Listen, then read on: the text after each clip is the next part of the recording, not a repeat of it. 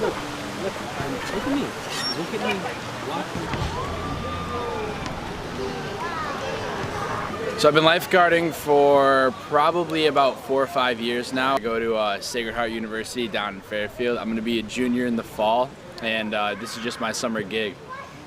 One more year, I go to Wagner College.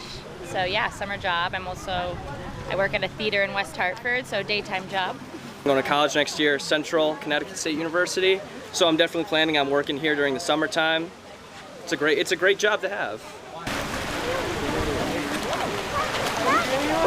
You have to be Red Cross certified, so in order to do that you have to take a class. There's various ways that you can get certified through the class, like some programs are different, but basically you just have to have the certification, and you have to get recertified every 2 years.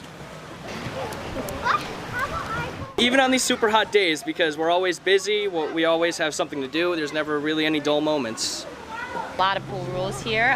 No running, that's the most preventative, I would say, because there's a lot of tripping and falling incidents. We have specific lifeguard, approved or Coast Guard approved life vests that people are allowed to wear, so we have to make sure that they're all approved. Can't wear masks in the pool, you can only wear regular goggles.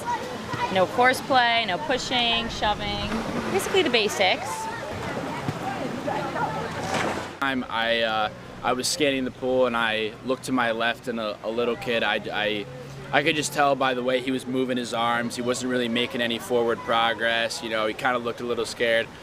So I jumped right in, pulled him to the side and just told him to take a deep breath and, maybe move out of that area because it was a little too deep for him, and he was fine. But that's just one of those situations where, it feels nice to be the one that, is keeping him safe and can make sure that everybody's all right.